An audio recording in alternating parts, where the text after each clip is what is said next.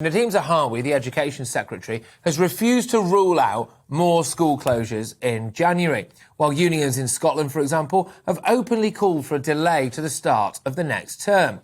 And even if there is no government mandate for schools to close, teacher and pupil absences, a dearth of retired teachers answering the government's call to return to classrooms, and an increasing move towards online learning could lead to more chaos. And according to some union leaders, a third year of cancelled GCSE and A-level exams. So, what can be done to make sure that our kids' education, and indeed their mental health, frankly, does not become a victim of Omicron? I'm joined now, and it's my absolute pleasure to be so, by Sue Hannam, head teacher, education commentator, and star of the BBC's Back in Time for School. Thank you very, very much for joining us. Look, it's been a couple of really, really rough years for kids.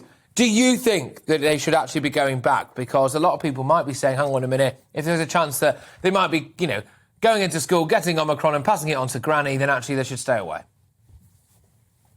Wow, it all sounds a bit dramatic, doesn't it? I categorically think they should be back. And for a whole host of reasons, actually. We've kept going this far. We've come through some really difficult times in schools. We are undoubtedly, as you've just said, managing, less than ideal situations. We've got staff absences, we've got pupil absences. We're trying to cover lessons with a scant workforce, frankly. But I still think that's better than having children at home in isolation. Yes, I personally couldn't agree more. And I think the mental health damage that it will do to children as well, the idea that they're going to be shackled away. Surely Omicron is actually a really good opportunity for us, potentially anyway, for us to learn to live with this thing, and that includes the children. Well, I have to say, at the beginning of this autumn term, I thought we were going for herd immunity in my own school because we were hit so hard by the pandemic. And having spoken to other heads who've had similar situations, I wouldn't kind of wish that on anyone, really. It's incredibly difficult, and we're not serving the children best by trying to run schools without... But can I ask, just quickly, sorry to interrupt, but just quickly, how many of the kids were actually really ill, though? They might have got it, but were there a lot of them actually genuinely unwell? No, there weren't actually. Luckily, not at all. I did have a couple of teachers who got pretty sick. Yeah. And that wasn't great. But certainly the younger people, we've not really had anyone, thankfully, that's had any serious side effects. Because that's an important element, isn't it? Of course, you do have to consider the teachers. I must say, I thought it was a little bit harebrained, the idea we were asking retired teachers to come back into school. If anyone, by definition, you would assume a retired teacher is older, therefore more vulnerable to Omicron. And it's like asking them to walk back into a Petri dish, isn't it? Well, I think when you put it like that, they're very unlikely to come, aren't they? Yes. And but certainly, I've not had any of our recently retired staff offering to return. Yes. We haven't had the phone ringing off the hook or anything like that. I think that was clutching at straws, to be absolutely honest. I think we've got to resign ourselves to continued blended learning. I think we've got to, understand that sometimes we don't have enough teachers and we may have to have a year group that's at home for a day or two. But I think that's better than sending everyone home in the first place. Right, now talk to me a little bit about these exam grades, OK? Because I could understand it last year, it was great stuff, wasn't it, in an extent of teachers get to, well, it was almost teachers marking their own homework if you play it out fully, I suppose. But this can't continue, can it? Because, look, I don't know, maybe you can educate me on this. I understand that if you have an exam system, it leaves itself open potentially to the idea that a very intelligent child might have a bad day and then the rest of their life, their life for the next couple of years, could be dictated by that. And that's a real shame.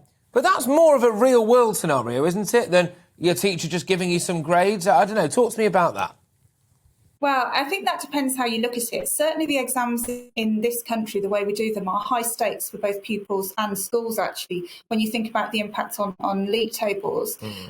For me, this is an opportunity to completely start again. Let's look at what we're doing. And we're not doing the same as other countries. Not everybody tests their children within an inch of their life in the way that we do. Some countries will do a lot more coursework. Some will only examine things like core subjects, English, maths, science. The rest are assessed in other ways.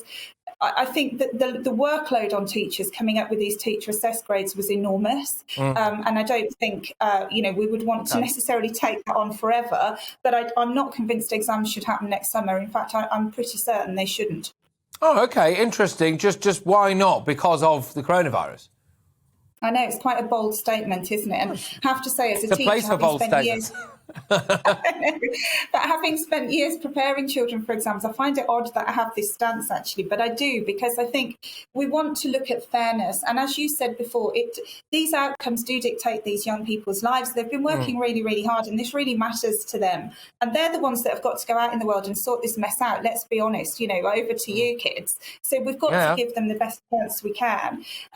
You could be in a school where your English teacher has had loads of time out because they've had COVID or they've been isolating. You could be in a school where your friend hasn't lost a teacher for the whole term. There's even inequalities within schools, let alone from one school to another. So how we run a fair exam system along that basis, I just don't see how we could. So my honest opinion is, with kind of a heavy heart, that I think we should cancel them again.